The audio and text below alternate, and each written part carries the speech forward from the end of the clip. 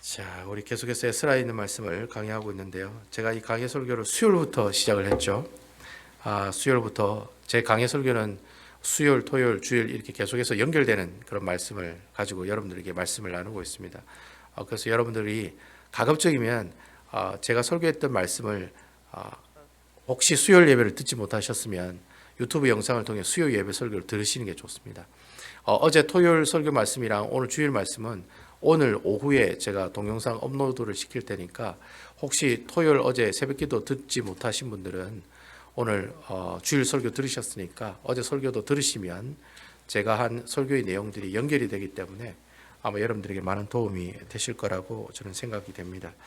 아무쪼록 여러분 2장의 에스라서를 보기 시작했으니까요. 10장까지 에스라서를 보면서 이 에스라를 통해서 하나님께서 여러분들에게 주시는 영적인 교훈이 뭔지 여러분들 그 교훈들을 살펴보시면서 은혜 받는 여러분 되시기를 주님의 이름으로 축원을 드리겠습니다.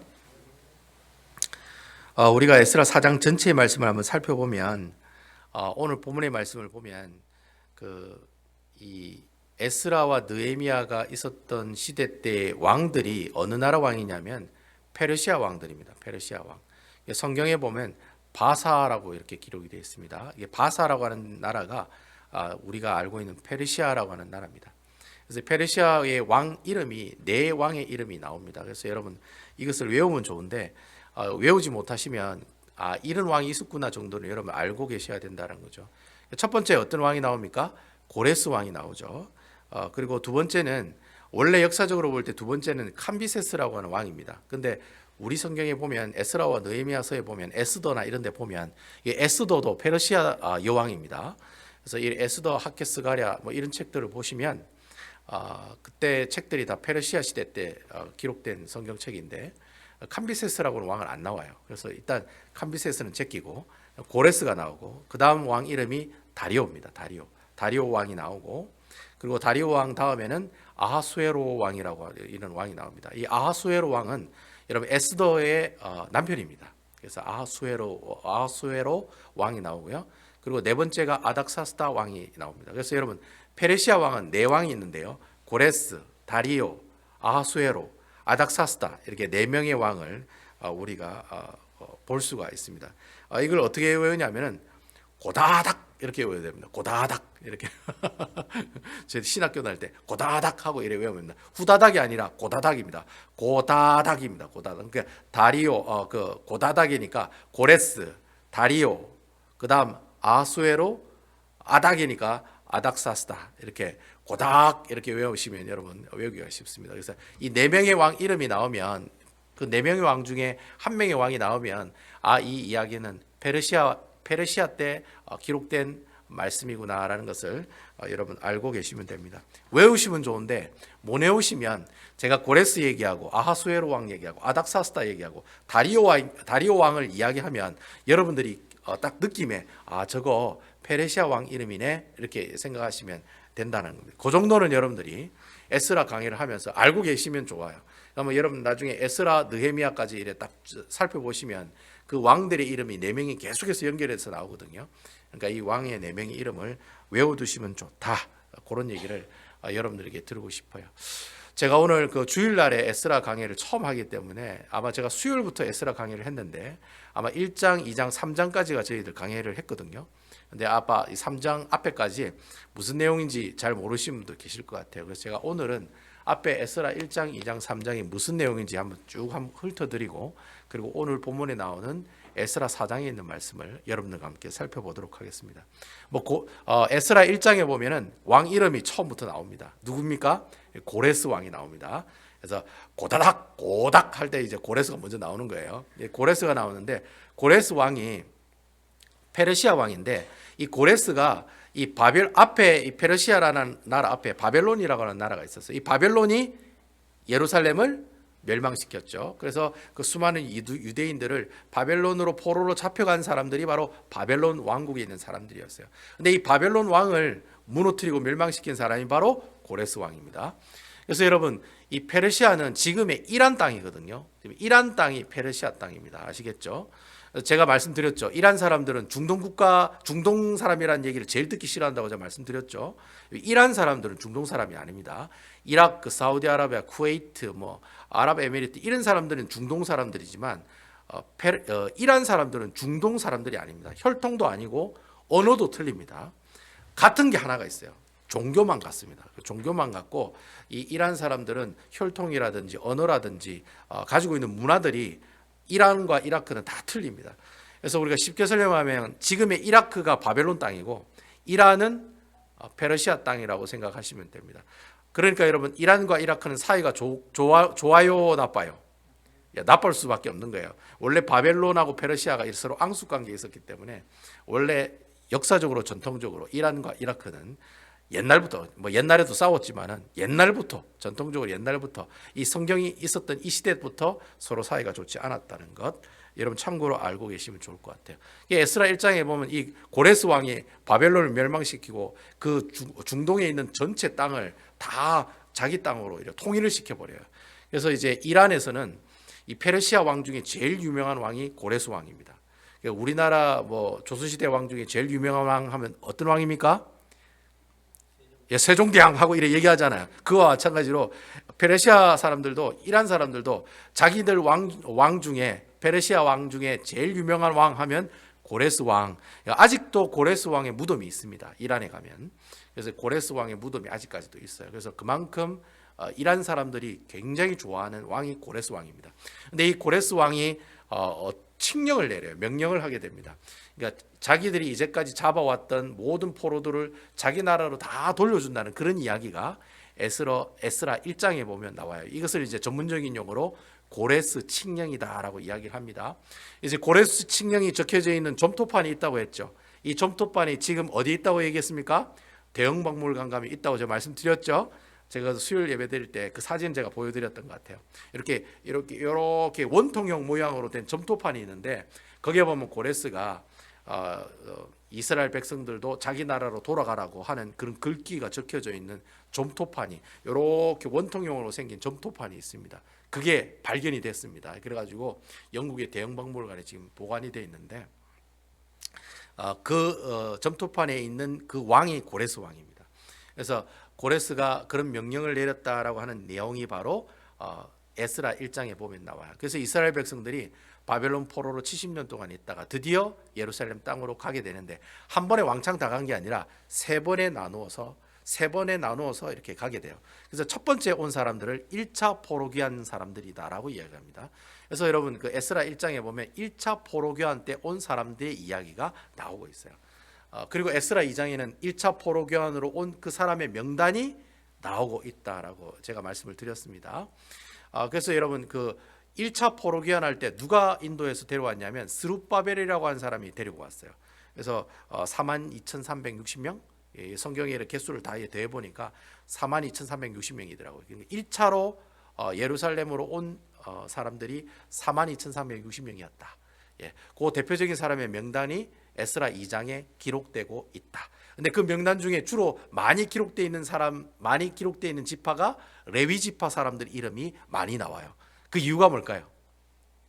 에스라가 중요하게 생각한 것은 바로 성전을 건축하는 것이 중요하게 생각했기 때문에 레위 지파 사람들의 명단을 제일 자세히 기록을 하고 있습니다. 의도적으로 그렇게 기록을 한 거예요. 레위 사람들이 앞으로 성전을 건축해야 되기 때문에 레위 사람들의 명단을 좀 구체적으로 자세히 더 많이 기록하고 있습니다. 아무튼 그런 이야기가 에스라 1장, 2장에 보면 우리에게 잘 나오고 있다라는 거죠. 그럼 2차 포로 귀환은 누가 데리고 오느냐? 바로 이 에스라서를 지은 에스라가 데려옵니다. 그리고 3차는 누가 데려오죠?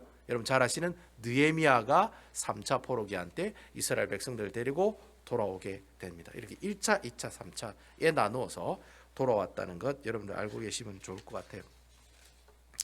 이렇게 이제 에스라 1장과 2장에 보면은 그렇게 포로 귀환으로 돌아온 사람 또 명단 그런 내용들이 나오고 3장에 보면 무슨 내용이 나옵니까? 3장에는 이제 1차 포로 귀환에서 돌아온 사람들이 이제 무엇을 했다고 3장에 이야기하고 있습니까? 성전을 건축하기 전에 무너진 무엇을 세웠다? 재단을 세웠다는 거예요. 이게 굉장히 중요한 내용이에요. 여러분 이스라엘 백성들이 예루살렘에 와서 가장 먼저 한 일이 성전 건축한 게 아닙니다. 가장 먼저 무너진 제단을 먼저 쌓고 만들었다라고 얘기하고 있어요. 이게 제단을 무슨 제단이냐면은 여러분 솔로몬 성전 앞에 보면 큰 번제단이 있었어요. 제물을 태우는 여러분 양, 소 이 각을 떠가지고 올려놓고 불에 태우는 큰 화로와 같은 단이 하나 있었어요. 그걸 번제단이라고 하거든요.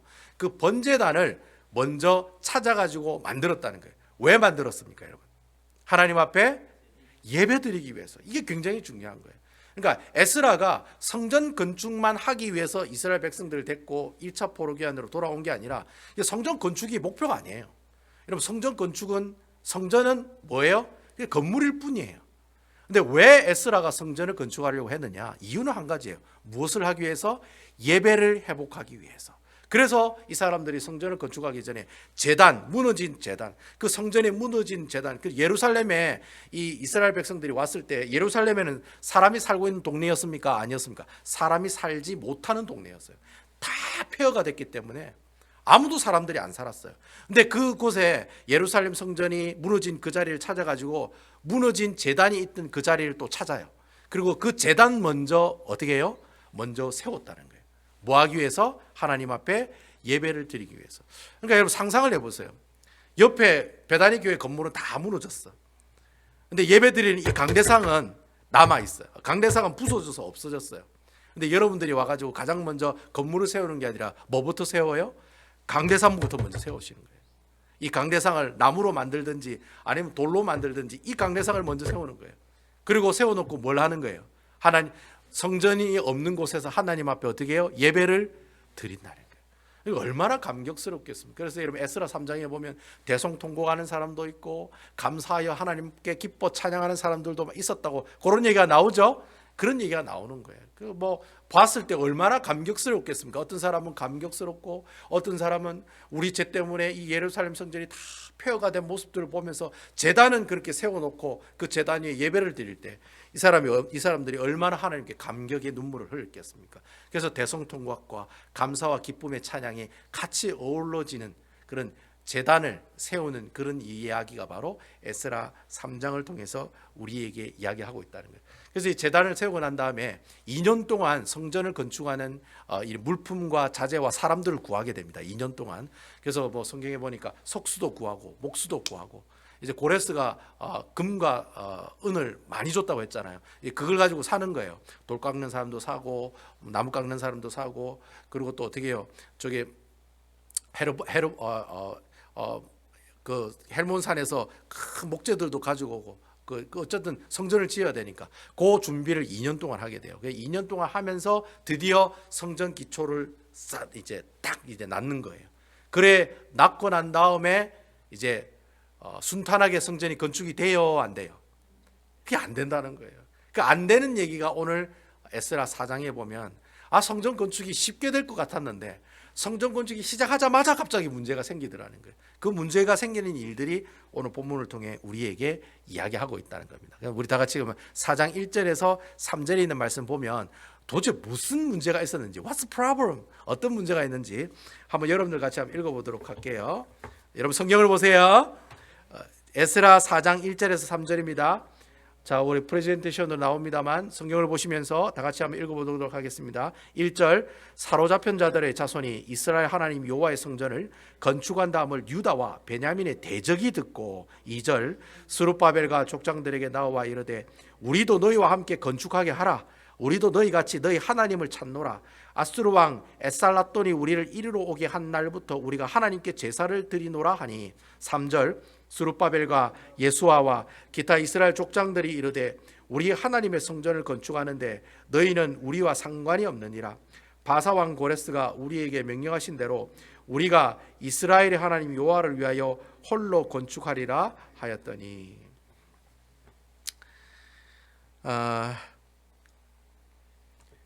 오늘 1절과 2절, 3절 말씀을 보니까 이제 성전을 짓기 위해서 기초를 이래 딱 내딛는 순간에 무슨 문제가 생겼냐면 그 사마리아에 살고 있는 사람들이 이 스룹바벨이라고 하는 사람을 찾아온 거예요. 이 성전을 짓는다는 소문을 듣고 여러분 그 당시에 이 예루살렘 땅이 무너지면서 유대인들이 다 포로로 잡혀갔기 때문에 그 유대의 땅과 그 위에 있는 사마리아 땅에는 누가 살고 있었겠습니까? 사마리아 사람들이 살고 있었습니다. 여러분, 원래 이 사마리아 사람들은 포로로 잡혀가지 않았어요. 왜냐하면 유대인들이 아니기 때문에. 근데 유대인들만 바벨론 포로로 다 잡혀간 거예요. 사실 여러분, 이 사마리아 사람들은 유대인들이 망할 때 바벨론을 도와줘요, 안 도와줘요? 바벨론을 도와줍니다. 이게 치사죠. 치사 빤스죠. 그 바벨론이 유대를 망할 때는 바벨론을 도와주더니 이제는 유대 사람들이 70년 만에 돌아와서 성전을 짓는다고 딱 짓고 있으니까 사마리아 사람들이 온 거예요. 그래서 야, 우리도 같이 너희들 성전 지니까 우리도 도와줄게. 우리도 옛날에 예전부터 이곳에서 예배를 드렸지 않느냐. 맞아요. 사마리아 사람들도 사마리아라는 곳에 성전을 지었고 하나님을 섬기는 사람들이었어요. 그래서 이 사마리아 사람들이 그러한 이야기를 하면서 우리도 이 성전에 참여하게 해달라라고 이렇게 얘기하니까 이 스룹바벨이라고 하는 지도자가 어떻게 얘기를 합니까? 야, 그 고레스 왕이 이거 성전 지으라고 우리만 지으라고 유대인들만 지으라고 이렇게 금과 은도 주고 기물도 다 줬다. 그러니까 그 왕이 우리들에게만 지으라고 얘기했기 때문에 너희들이 같이 지으면 문제가 생긴다. 그러니까 우리 그냥 홀로 우리가 이 성전을 짓겠다. 이렇게 이제 얘기를 해요. 노 땡스 한 거죠. 노 땡스. 좀 약간 이렇게 그 사람 기분 나쁘게 얘기한 건 아니고 고맙지만 사양하겠습니다. 그런 식으로 스룹바벨이 사마리아의 제안을 거절했다는 거예요. 왜 스룹바벨이 이 사마리아 사람들의 제안을 거절했냐면 이 사마리아 사람들이 어떤 사람들이냐면 원래 사마리아에 살고 있는 지역은 유대인들이 살고 있는 땅이었어요. 그 땅이 옛날에 누구의 땅이었습니까? 북이스라엘 사람들의 땅이었어요. 옛날에 여러분 솔로몬이 죽고 나서 나라가 두 개로 쪼개졌다고 그러죠. 밑에는 남유다, 위에는 북이스라엘. 북이스라엘 쪽에 있는 사람들이 다 사마리아에 살고 있는 사람들이었어요. 근데 여러분, 이 북이스라엘이 나중에 누구에게 망합니까? 아수르라고 하는 나라에게 망해요. 그러니까 아수르가 망하고 바벨론이 세워지잖아요. 그러니까 아수르라고 하는 나라에 의해서 북이스라엘이 BC 722년에 망하게 돼요. 그러니까 망하면서 이 아수르라고 하는 나라가 어떤 정책을 폈냐면 바벨론은 전쟁에서 이기면 일단 모든 사람을 죽이거나 다 포로로 잡아가요. 그러니까 바벨론 사람들은 원래 그렇게 해요.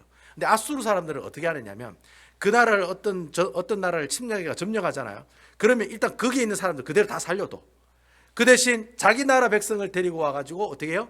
그곳에 같이 살게 했다는 거예요. 그러니까 아수르 사람들은 이방인들이잖아요. 이방인들 아수르 사람들이 사마리아에 와서 같이 살고 정착하기 시작했다는 거예요. 자, 여러분, 같이 살면 무슨 문제가 생깁니까? 서로 같이 남자 여자 눈이 맞으면 어떻게 돼요? 결혼하는 거죠. 사마리아 사람이든 유다 사람이든 예쁘면 장땡이요 이러면서 그냥 결혼할 수 있다는 거예요. 사마리아 사람이 못생겼으면 사마리아 사람하고 절대 결혼 안 할 건데 사마리아 여자들도 다 아수르에서 온 여자들 다 예뻐. 완전 막 금기구리하고 막 현란하게 예뻐요. 유대인 여자들보다 더 예뻐. 그러니까 어떻게 해요? 유대인 남자들이 이 아수르에 있는 이 이방인 여인들과 결혼을 하면서 서로 이렇게 어떻게 해요? 혼합이 되는 그런 일들이 일어났다는 거예요. 그럼 혈통이 혼합이 되면 괜찮은데 뭐도 바뀌게 됩니까? 문화도 바뀌게 되고 관습도 바뀌고 심각하게 뭐가 바뀌어요? 종교가 바뀌게 된다는 거예요. 원래 사마리아에 살고 있는 유대인들은 하나님을 믿는 사람이었는데 그 이방인 아수르 여인들을 같이 데리고 살다 보니까 그 사람들이 뭘 가지고 와요? 온갖 잡신을 다 가져오는 거예요. 만몬신도 데려오고 재물을 섬기는 주님 저에게 복을 주세요. 돈을 많이 주세요. 이거 만몬신이거든요. 돈 많이 벌게 해주세요. 이거 만몬신한테 절하는 거거든요. 그렇게 만몬신에게 만몬신을 섬기는 사람이 아니면 몰렉신이라고 아이를 어떻게 해요? 제물로 바치는 몰렉신한테 제물을 바치거든요. 그런 것들을 믿어요. 이방인 사람들이. 그런 신들을 섬기는 사람들도 있고 그 당시 농사를 주관하는 뭐예요? 바알신이라든지 아세라 목상신이라든지 이런 잡다한 신들을 섬기게 된다는 거예요. 그게 원래 사마리아 사람들은 하나님을 섬겨요. 근데 하나님도 섬기고 또 뭐도 섬겨요?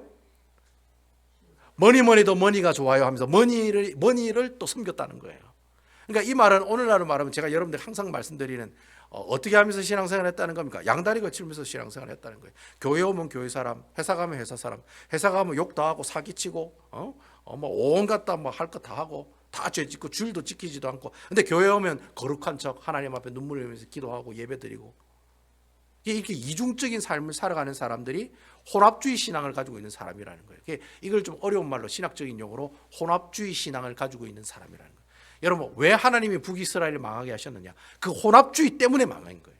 오직 여호와 하나님만을 하나님으로 섬기고 어떻게 해요? 하나님만 예배드리는 사람들이 되어야 되는데 뭐니 해도 뭐니가 최고라고.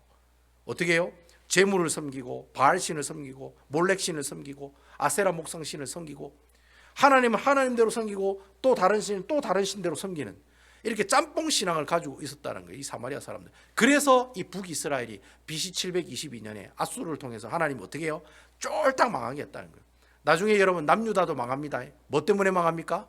바로 이 혼합주의 때문에 망하는 거예요. 똑같이 북이스라엘 사람들이 하나님도 믿고 돈도 믿고 하나님도 좋아하고 돈도 사랑하고 그렇게 남유다도 그래 살다가 나중에 남유다가 어떻게 됩니까?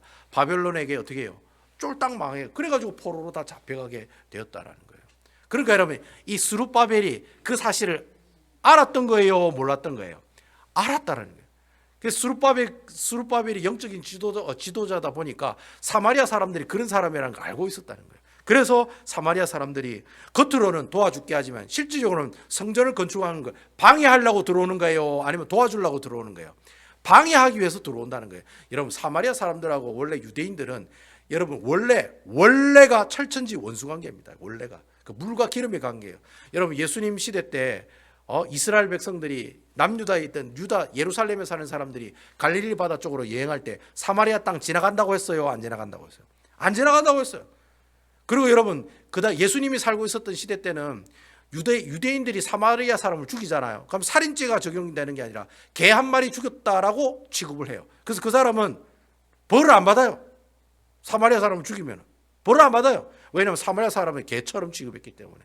그만큼 사마리아 사람이랑 유대인은 철천지 원수들이에요. 그 사마리아 사람도 유대인들을 싫어하는 거예요. 똑같이 개로 보는 거예요. 니도 개로 보고 나도 개로 보고 다 개로 보는 거예요. 그러니까 서로 만나기 싫으니까 여행을 할 때도 어떻게 해요? 예루살렘에서 갈릴리 바다 가려면 그냥 직통으로 가면 되는데 삥 둘러서 가잖아요. 요단강 건너가지고 동편으로 삥 둘러서 가거나 아니면 지중해 해안가까지 밑으로 내려갔다가 지중해 해안 따라갔다가 다시 또 올라가면 갈릴리 바다 가는 그런 삶을 살아간 사람들이 유대인들과 사마리아 사람들과의 관계였다는 거예요. 근데 여러분 예수님은 사마리아 땅 지나가요? 안 지나가요? 지나간다. 왜 지나가요? 그 사람도 하나님의 구원을 받을 대상이라고 가르쳐주기 위해서. 그래서 여러분 그때부터 이방인들에게 하나님의 복음이 들어간 거예요. 그래서 여러분 아무튼 뭐 그런 역사적인 그런 어떤 흐름들이 있기 때문에 이 스룹바벨이 야, 저 사람들이 우리 뭐 성전 건축 방해하려고 오는 거지 우리를 도와주려고 오는 게 아니다 이렇게 알고 단호하게 어떻게 해요? No thanks, 고맙지만 상행하겠다. 이거 우리끼리 할게. 너는 그냥 상관 안 해도 된다. 이런 식으로 그 사람들에게 이야기를 했다라고 하는 거예요. 이렇게 거절을 하니까 사마리아 사람들이 기분 좋을까요? 안 좋을까요? 기분 좋을까요? 안 좋을까요? 여러분 예? 누가 여러분 욕하면 좋아요? 안 좋아요? 안 좋죠. 뭐 나도 욕하죠. 그러면 마찬가지인 거예요. 기분 나쁘니까 어떻게 해요? 그때부터 이스라엘이 하는 모든 일을 시시건건 방해하고 어떻게 해요? 핍박하고 공격하고 어떻게 해서든지 이스라엘이 잘 못 되도록 하는 그런 일들만 하는 사람으로 이 사마리아 사람들이 전락하게 되었다라고 하는 겁니다. 그래서 드디어 이제 성전 기초를 딱 그 눕는 순간부터 사마리아 사람들이 방해를 시작하는데 도대체 어떻게 방해를 하느냐? 그 방해하는 이야기가 4절에서 7절 말씀을 통해 우리에게 이야기하고 있다라는 거. 어떻게 방해하느냐 한번 봅시다, 여러분. 우리 4절에서 7절에 있는 말씀. 도대체 사마리아 사람들이 무슨 도끼를 품고 이스라엘 백성들을 그렇게 괴롭히고 있을까요? 4절에서 7절에 있는 말씀입니다. 우리 다 같이 한번 읽어보겠습니다. 성경 보세요, 여러분. 4절에서 7절에 있는 말씀입니다. 시작. 이로부터 그 땅 백성이 유다 백성의 손을 약하게 하여 그 건축을 방해하되 바사왕 고레스의 시대부터 바사왕 다리오가 즉위할 때까지 관리들에게 뇌물을 주어 그 계획을 막았으며 또 아하수에로가 즉위할 때 그들이 글을 올려 유다와 예루살렘 주민을 고발하니라. 7절. 아닥사스다 때 비슬람과 미드르닥과 다브엘과 그의 동료들이 바사왕 아닥사스다에게 글을 올리니 그 글은 아람 문자와 아람방어로 써서 진술하였더라. 여기 오늘 보니까 치사반스 같은 일들을 지금 많이 하고 있죠. 그 자기들 뭐 그 거절했다고 그 관리들에게 뭘 줬다고 합니까? 뇌물 줬다. 뇌물 줘가지고 저 성전 건축 막아야 됩니다. 동사무소 가가지고 뇌물 주는 거예요. 아이고 저기 가가지고 저 건물 건축하는 거 막아야 된다고, 큰일 난다고. 그래서 뇌물을 줬는데 그 어느 때, 고레스 왕 때부터 어느 왕 때까지? 다리오 왕 때까지. 고레스 왕 때만 그렇게 한 게 아니라 왕이 바뀌고 나서도 계속해서 어떻게 해요? 뇌물을 줘가지고 그 성전 건축하는 일들을 방해했다라고 그렇게 얘기하고 있다는 거예요. 그리고 6절과 7절에 보면 또 뭐라고 얘기했냐면은 6절과 7절에 보면 또 왕 이름이 바뀌어요. 예? 바뀌어요, 안 바뀌어요, 여러분? 앞에 고레스 다리오 나왔는데 그 다음 또 왕이 또 바뀌어. 아하수에르 왕 때는 무엇을 올렸다고 그랬습니까? 고발장을 올렸다는, 고발장. 아하수로 왕 때는 왕이시여 우리가 고발합니다. 저 사람들이 지금 불법을 행하는 건물을 건축하고 있습니다. 저거 막아야 됩니다. 고발장을 이렇게 막 올리는 거예요. 그리고 아닥사스다 왕 때도 또 뭘 올립니까? 바사왕 아닥사스다에게 글을 올리니, 똑같이 고발장을 올리는 거예요. 그러니까 아하수에르 왕 때도 고발장 제출하고 아닥사스다 왕 때도 고발장 제출하고, 어떻게 해서든지 간에 왕이 바뀌었는데도, 몇백 년이 지났는데도, 왕이 계속 바뀌는데도 어떻게 해요? 사마리아가 이스라엘이 건축 못하게 하는 거는 계속해서 해요, 안 해요? 끊임없이 계속해서 어떻게 해요? 성전을 건축하는, 그리고 어떤 성벽을 건축하는 일들을 계속해서 방해했던 사람들이 바로 사마리아 사람들이었다라는 거예요. 그래서 여러분 오늘 제가 살펴보지는 않을 겁니다만 나중에 8절부터 24절까지 내용이 무슨 내용이냐면 그 고발장에 관한 내용이 나와요. 그 고발장의 내용을 예를 들어서 한편을 이제 우리에게 이야기하고 있는 내용이 8절부터 24절까지 마지막 말씀까지가 고발장의 내용이에요. 고발장 내용에 그래 돼 있잖아요. 왕이시여 저들이 성전을 건축하는 일들을 절대로 허락해서는 안 됩니다. 왜냐하면 저들이 건물을 건축하고 나면 뭘 내지 않습니다? 세금을 절대로 안 낼 겁니다. 왜 이렇게 얘기를 했을 때 이 왕이 그 올린 그 글에 대해서 심쿵했냐면은, 이렇게 가슴이 뛰었냐면은, 그 당시 문헌에 보면 이스라엘 지역이 세금을 한번 거두면 얼마가 거둬졌냐면 오늘날 우리나라 돈으로 한 200억에서 350억 정도가 거둬졌대요. 실질적으로 엄청나게 많은 돈이 들어왔대요. 그런데 이 사마리아 사람들이 고발장을 쓰면서 그런 거예요. 저들이 성전을 건축하고 성벽을 건축하면 왕이시여 200억에서 350억 바로 날아갑니다. 이제 다 없어집니다. 이런 왕이 돈 얘기에 관해서 얘기를 들으면 마음이 혼란스러울까요? 안 혼란스럽지 않을까요? 혼란스럽죠. 돈 얘기하는데 뭐니 해도 뭐니 얘기하는데 그거 절대로 해서는 안 됩니다. 이렇게 얘기하는 거하고, 저분이 저쪽에 가면은 10억이 손해가 납니다. 10만 불이 손해가 납니다. 이러면 여러분 가슴에 확 와닿아요, 안 와닿아요? 가슴이 확 와닿는다. 가슴이 확 와닿는다. 그러니까 이 사마리아 사람들 치사빤스하게 무슨 얘기를 가지고 돈 얘기를 하면서 어떻게 해요? 절대로 그 건물을 짓게 해서는 안 됩니다. 그런 식으로 편지글을 올리는 거예요. 그 글이 8절부터 24절에 보면 쭉 얘기하고 있다는 거예요. 또 그 얘기를 한 가지 더 합니다. 또 치사빤스 같이 어떤 얘기를 하냐면, 왕이시여 저들이 계속해서 저것을 건축하게 두면은 저들이 분명히 왕에게 구테타를 일으킬 겁니다. 반란을 할 겁니다. 왜냐하면 왕이시여 역대 왕들의 반란에 관한 기록을 해놓은 책을 한번 보십시오. 그래서 아닥사스도 왕이 책을 봤어요. 책을 딱 보니까 그 이스라엘의 다윗, 솔로몬, 요시야, 여로보암 2세, 그 다음 또 히스기야, 이 왕들은 이스라엘의 가장 큰 왕들이었는데 어떤 왕들이었습니까? 아수르하고 바벨론하고 맞짱 뜨던 사람들이었다는 거예요. 그러니까 여러분 다윗이 왕으로 있을 때 조공을 바쳤어요? 아니면 조공을 받았어요? 조공을 받은 사람들이었다는 거예요. 그러니까 그것이 기록에 다 나와 있거든. 그 아닥사스다 왕의 그 왕궁에도 기록물에 기록이 다 나와 있어요. 요주의 인물, 이스라엘의 다윗 왕, 솔로몬 왕, 요시와, 히스기야, 여로보암 2세, 이 왕들은 다 어떻게 참 요주의 인물들이었습니다. 이런 글들이 그 왕궁에도 있다는 거예요. 그거 읽어보세요. 그거 읽어보시면 아마 마음이 변하실걸요? 하고 또 이렇게 사마리아가 그런 식으로 또 고발장을 올린다는 거예요. 그러니까 아닥사스다 왕이 그 글을 찾아봤을까요? 안 봤을까요? 찾아보지요. 찾아봐라. 찾아보니까 진짜 있거든요.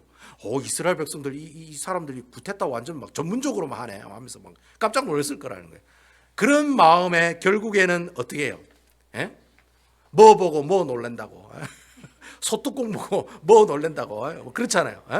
소뚜껑 보고 뭐 놀란다고?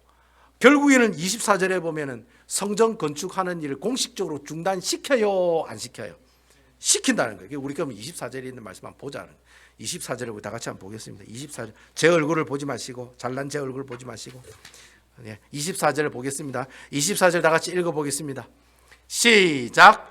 이에 예루살렘에서 하나님의 성전 공사가 바사왕 다리오 제2년까지 중단되니라. 아이고, 지사 빤스 같은 사마리아 사람들이 막 왕이 바뀌었는데도 불구하고 계속해서 말도 안 되는 고발장 보내고 세금 안 낼 깁니다. 나중에 반란이 일으킬 겁니다. 저 사람들 위험한 인간들입니다. 절대로 성전 건축하게 하면 안 됩니다. 그러니까 계속 상소문을 올리니까 왕의 마음이 흔들리지요. 결국 다리오 왕 때 야, 중단해 하고 결국에는 성전이 중단이 된다는 거예요. 몇 년 동안 중단됩니까? 2년 동안 중단됩니까? 몇 년 동안 중단됩니까? 이거 성경에 안 나오는데 나중에 나오는데 16년 동안 중단이 됩니다. 여러분 1년도 아니고 2년도 아니고 10년도 아니고 몇 년 동안? 16년 동안 중단이 된다는 거예요. 근데 여러분 오늘 말씀을 보면 좀 이상한 게 있지 않아요? 여러분 좀 이상한 게 있지 않아요? 여러분 사실 성전 건축은 어느 왕 때 만들어지냐면 다리오 왕 때 이미 다 만들어지거든요. 그죠? 근데 여러분 사마리아 사람들이 계속해서 이스라엘 백성들을 성전 건축하는 거 방해하고 뭐뭐 건축하는 거 방해하는 일들에 대해서 적을 때 다리오 왕까지 적어야 되잖아요. 근데 여러분 다리오 왕 이후에 나오는 아하수에로 왕도 이야기하고 아닥사스다 왕도 이야기하고 있다는 거예요. 여러분 이 아닥사스다 왕이 있었을 때는 성전을 건축할 때가 아니고 무엇을 건축할 때입니까? 느헤미야가 뭘 건축할 때예요? 성벽을 건축할 때예요. 자, 그러면 이상하다는 거예요. 이상하다. 갑자기 에스라가 성전 건축에 관한 이야기를 하다 갑자기 뭘로 바뀌어요? 성벽을 건축하는 이야기가 나왔다는 거예요. 야, 이거 성경이 좀 이상하다. 왜 이렇게 짬뽕을 시켜놨지? 이유가 있습니다. 그 이유는 한 가지예요. 에스라가 왜 이렇게 성전 건축하는 이야기랑 성벽 건축하는 이야기를 짬뽕을 시켜놨냐면 그만큼 사마리아 사람들이 이스라엘 백성들이 하는 일들을 어떻게 했다? 방해했다는 것을 뭐 하기 위해서? 강조하기 위해서. 여러분 아멘입니까? 봐라, 이 사마리아가 우리 성전 건축하는 것만 방해한 게 아니다. 뭐도 방해해요. 여러분 나중에 느헤미야를 보시면 느헤미야가 52일 동안에 이 성벽을 만들거든요. 52일 동안에. 엄청난, 한 달 조금 지나서 다 만들어 버려요. 이 느헤미야가 굉장히 대단하고 똑똑한 사람입니다. 아주 똑똑한 사람이에요. 52일 동안 예루살렘 성벽을 다 건축한다는 게 말이 안 되거든요. 근데 그렇게 한 사람이에요. 근데 그 느헤미야가 있었을 때 누가 그 성벽을 건설하는데 방해를 합니까?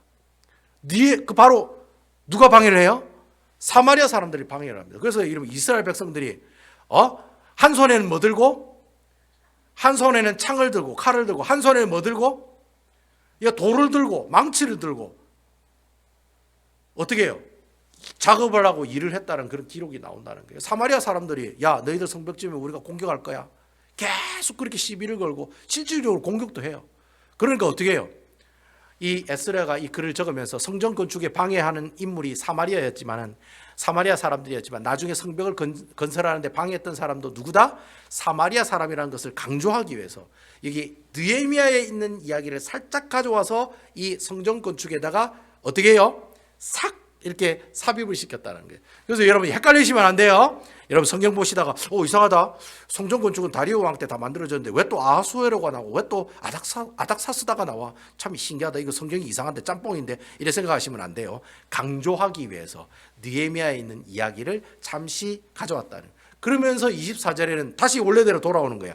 다리오 왕 2년에 그 성전 건축이 어떻게 됐다? 중단되었습니다 하고 이래 마지막에는 그렇게 이야기하고 있다라고 하는 겁니다.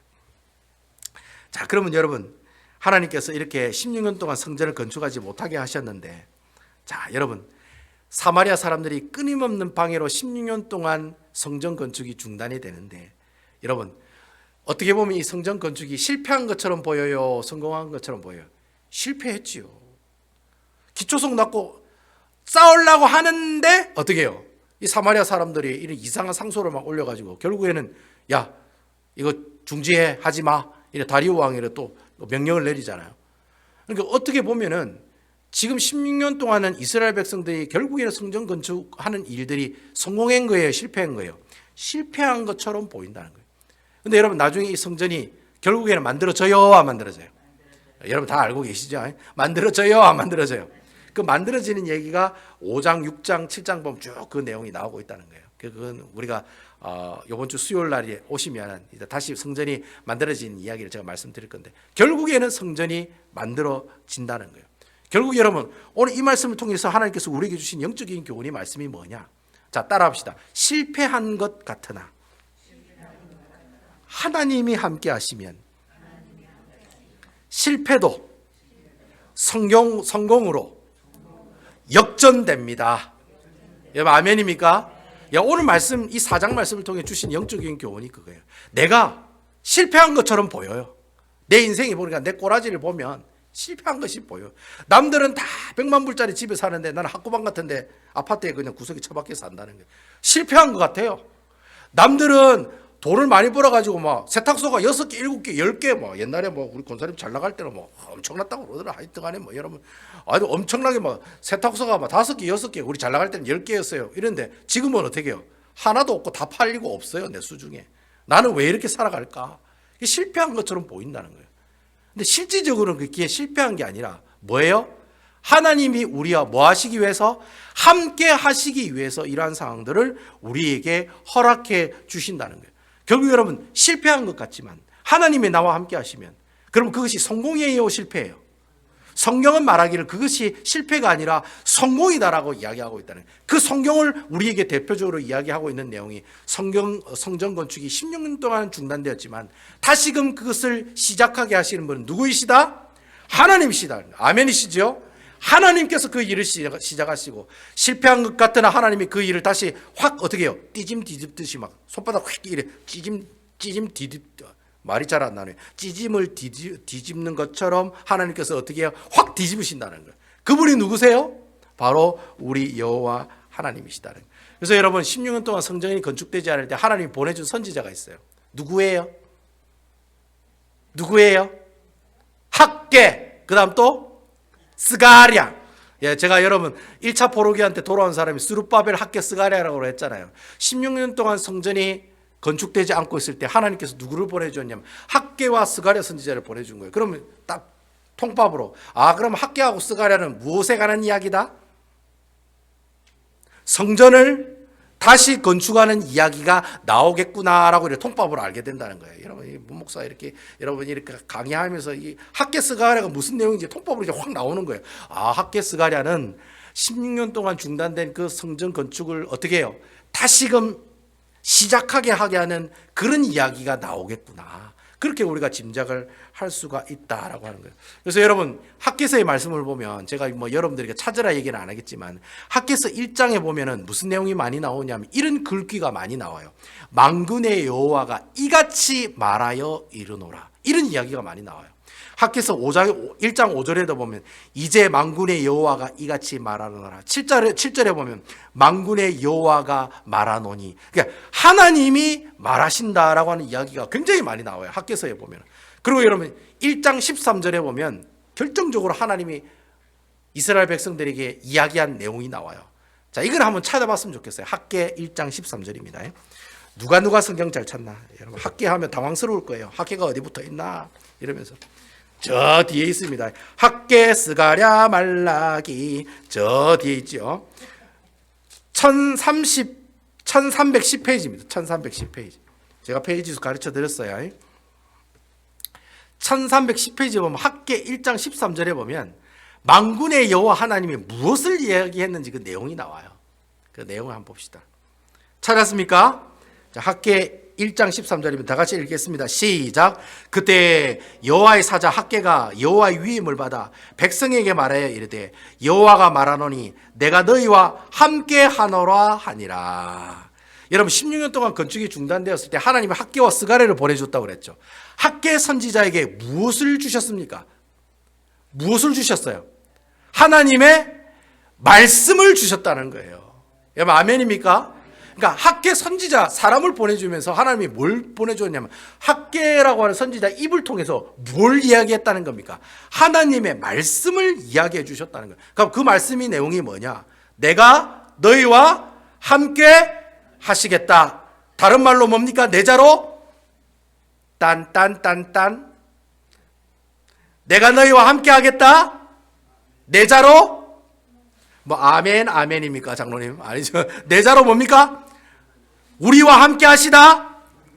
임마누엘이라는 뜻이라는 겁니다. 임마누엘. 그러니까 여러분 하나님께서 16년 동안 성전 건축 못하고 영적인 영적으로 타락했다기보다는 영적인 무기력함에 빠져 있는 사람들에게 학계 선지자를 통해 하나님께서 무엇을 주셨습니까? 말씀을 주셨다는 겁니다. 이게 바로 오늘 에스라 4장의 말씀의 키포인트라는 거예요. 여러분 16년 동안 참으로 어렵고 힘들 때마다 하나님께서 이 학계 선지자를 주신 것은 바로 뭐예요? 하나님의 말씀을 주셨다는 거예요. 여러분 우리가 신앙생활도 마찬가지예요. 여러분 우리가 신앙생활 하다 보면 끊임없이 대적들로부터 어떻게 해요? 상처도 받고 이상한 얘기도 듣고 별의별 얘기도 다 듣습니다. 여러분 교회의 일이라는 게 그렇잖아요. 교회 하나가 해결이 되면 또 문제가 생겨요, 안 생겨? 또 생겨요. 문제가 또 하나 생기면 또 생겨요. 그게 교회 일이잖아요. 우리 신앙생활도 마찬가지잖아요. 아이고, 이거 가정일이 좀 회복된다 싶으면은 갑자기 내가 영적으로 떨어지거든. 영적으로 떨어진다 싶으면 가게 일이 또 안 되고, 가게 일이 그 시기 하다 보면 또 자녀 일이 또 안 되고, 자녀가 또 그 시기 하다 보면 내 몸에 뭐 또 이상한 또 종양이 있다고 막 이상한 그런 얘기가 나오고. 그러니까 산 넘어 산인 거예요. 한 문제가 해결되면 또 문제가 생기고, 또 문제가 해결되면 또 문제가 생기고. 그게 우리가 살아가는 신앙생활의 모습들이라는 거예요. 근데 중요한 것은 이러한 상황들을 만날 때마다 하나님께서 그 상황을 극복할 수 있는 그 무언가를 우리에게 던져주시는데 그것이 뭐라는 겁니까? 그게 뭐라는 겁니까, 여러분? 바로 하나님의 말씀이라는 거예요. 아멘이십니까? 만군의 여호와의 말씀이 학개 스가랴 선지자를 통해서 내가 너와 함께 하겠다라고 말씀하셨던 것처럼 동일하게 우리가 신앙생활 하다 보면 별의별 일을 다 겪습니다. 근데 여러분 그 어렵고 힘들 때마다 우리가 무엇을 붙들고 있어야 되느냐? 옆에 있는 자기야 우리 자기를 붙들고 있어야 돼요? 아니에요. 누구를 붙들고 있어야 돼요? 하나님의 말씀을 붙들고 있어야 된다는 거예요. 여러분 그러니까 매일 아침에 큐티하는 게 중요해요, 안 중요해요? 맥체인 성경 4장 보는 거 중요해요, 안 중요해요? 그래서 문 목사가 미친 사람처럼 계속해서 큐티합니까? 맥체인 성경 읽고 있습니까? 나중에 송구영신 예배 때 봅시다, 장로님. 그때 쪽팔릴 준비하시기 바랍니다. 아, 장로님 저는 다 했습니다, 목사님. 할렐루야, 감사합니다. 근데 다 못하신 분들은 어떻게 해요? 그럼 제가 말을 안 드리겠습니다만 어쨌든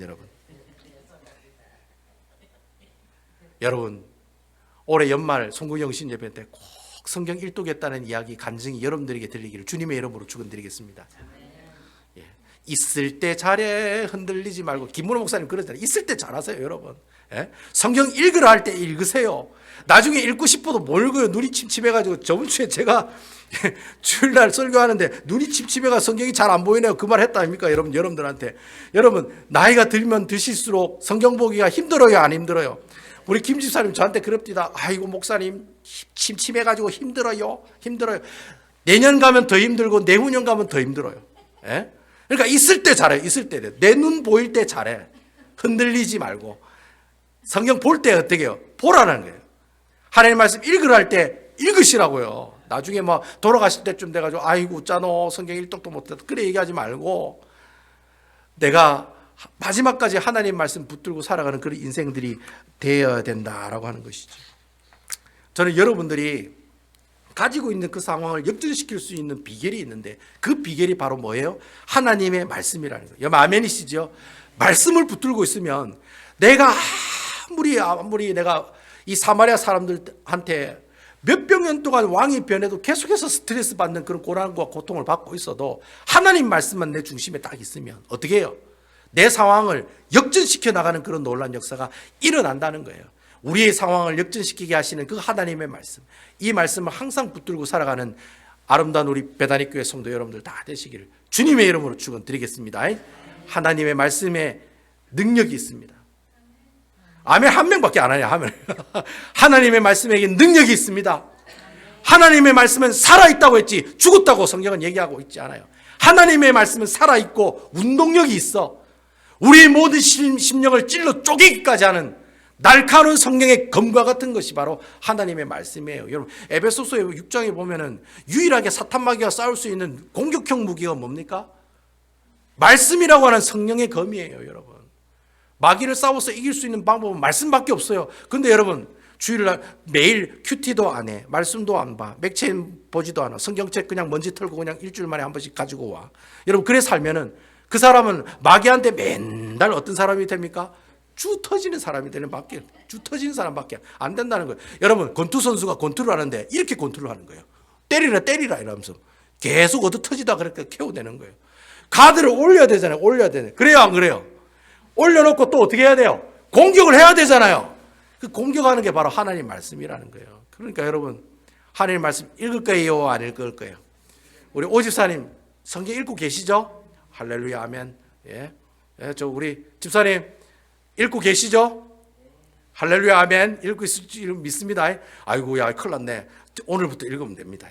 오늘부터 읽으면 아이고야 큰일 났네 하면 오늘부터 읽으면 됩니다. 막 읽으면 됩니다. 그러면 여러분 금방 다 봅니다. 여러분 여기 계시는 분들도 우리 집사님도 꼭 세탁소 가서 일할 때 그냥 음악 틀어놓고 수다 떨지 마시고 성경 펴놓고 뭘 봐요? 하나님 말씀 보세요. 예? 하나님 말씀 보세요. 아멘 안 하시네. 말씀 보세요. 다 같이 기도하겠습니다.